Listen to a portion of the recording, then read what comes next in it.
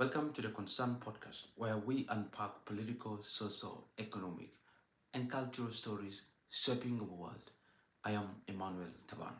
Now, a very strong warning from the Chief of Defense Forces: surrender or face a forceful disarmament.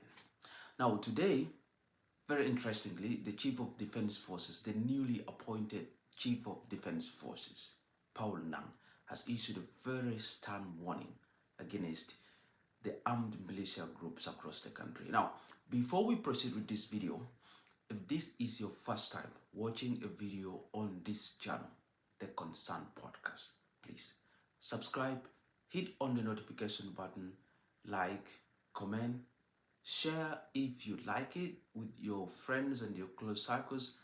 It is a way of making this channel grow. It is a way of encouraging me to make more videos back to back about South Sudan, about the East African region and the African continent. If you're someone who is passionate about politics, then this is the right channel for you. Stay tuned and we will be giving you right information and latest information happening back in South Sudan, East Africa, and across the African continent. And as I said, that the Chief of Defense Forces, the newly appointed Chief of Defense Forces, who was appointed the other day by His Excellency Salva Kiir Mayardit, Dr. Paul Nang, has issued a very strong warning to the armed militia groups operating across the country that they should disarm, or they should surrender their arms or face the wrath of the South Sudan People's Defense Forces, or the army. And the issue has been given to three major armed militias. One is to the Red Belt movement, which is a Boer based militia group. And then they've also issued a stern warning to the armed militia, the armed youths in Warab State, in Greater Warab State. And lastly, to the SPLM-IO members who are still armed. Now, the Chief of Defense Forces issued a very stern letter, a warning, through the Army spokesperson, Major General Lul Rai, and I want to read this letter that was issued today by the Chief of Defense Forces through the Army spokesperson. Here it reads: for immediate release, members of the Red Bell ordered to join SSPDF. The Chief of Defense Forces, CDF, General Dr. Paul Nang Majok, PhD, issues the following orders as hereunder. Members of the Red Belt movement are hereby ordered to join SSPDF, which stands for South Sudan's People's Defense Forces, with their personal and support weapons. A committee will be formed and sent to Malwal Chad Barracks to receive members of the Red Belt movement joining the army.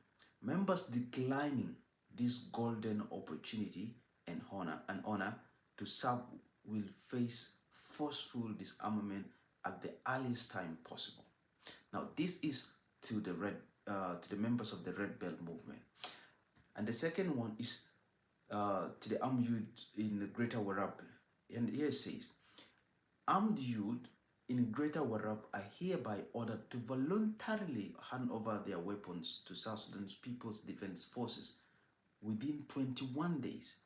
Failure to comply with the above orders will result in the launch of a comprehensive forceful disarmament exercise. That is to the armed youth in Greater Warab. Now, finally, members of the SPLA-IO are ordered to report to the nearest South Sudan People's Defense Forces barracks in preparations for the commencement of the second phase of implementation of transitional security. Members of SPLA-IO who won't comply with the above orders would be considered as hostile forces and will face full force of the National Army. Signed by Major General Lul Rai Kong, PSC, Director for Media and Press and SSPDF spokesperson. Now, that is a very, very stern warning issued by the army there to this armed militias group. Now, my opinion is that I mean, I don't really agree. I don't stand with the idea of seeing armed militias group operating across the country, which is not under uh, the joint forces or under the South Sudan's People Defense Forces, or which is completely different from the army of the country. I mean, we all understand the dangers of having such militia group operating in the countries, that they always give hard time for the government, and because they're just armed.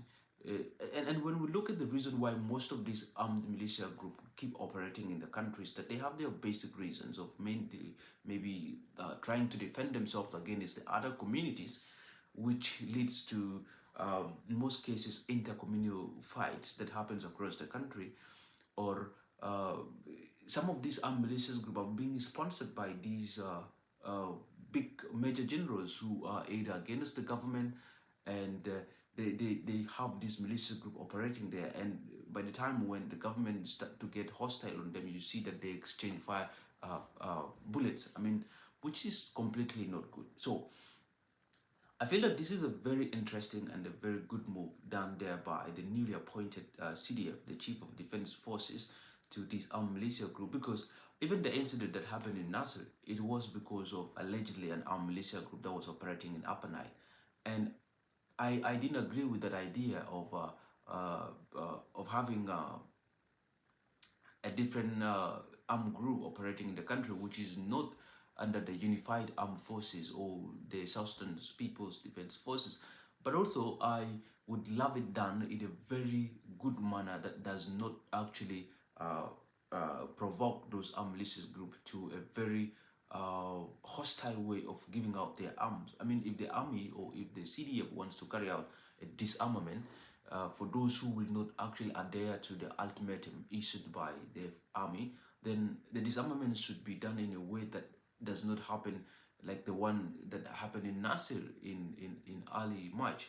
So, I mean, this is a very good move. One, it supports the implementation of the Revitalized Peace Agreement, because the Revitalized Peace Agreement was so much built on demobilization, disarmament, and reintegration. So I feel if this armed militia group are demobilized, they are disarmed and reintegrated into the army, we're going to have like a one army that is solely going to serve the purpose or going to serve the people of South Sudan, rather than having different disintegrated armies or armed militia group that are operating under individuals that is meant to serve their political interest or gains. I mean, which is completely bad. So having this stern warning issued by the CDF or the Chief of Defense Forces, I feel this would actually work out, and it is my hope that this armed militia group actually listen to the order and they surrender their weapons, or they join the army and serve under the umbrella of the joint forces as agreed on the Revitalized Peace Agreement. And I feel that that is really a very, very good move there. And also, it's not just gonna be uh, reintegration. It's going to help most of these communities live in peace, because when we look at most of the intercommunal fights that happens across the country, it is just exchange of armed youths. You find that youths from the other community are armed, and the other ones from the other community are as well armed. And in a case where they have issues, you find they end up exchanging bullets, exchanging firearms, and leading to death of so many people. That is the reason why we have so many insecurity issues happening across the country in South Sudan. So I feel this is a very good move done by the CDF that really has to be implemented. I mean, if you are a peace-loving South Sudanese, then I don't see any reason why you should be against this. It's a very good move. I mean, it's a good for.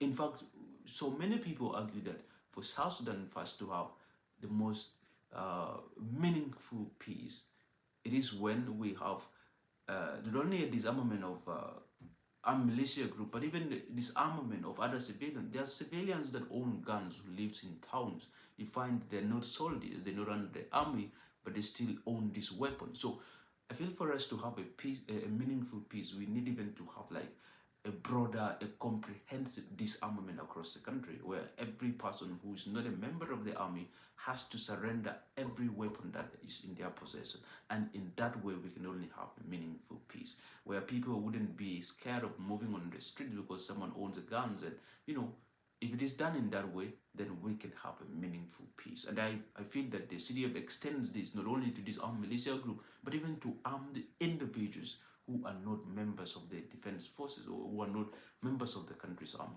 So thank you so much. This is the Concern Podcast, and I am Emmanuel. And again, if this is your first time watching video on this channel, please subscribe, comment, like, hit on the notification button so you can get notified of other videos that comes next. Thank you.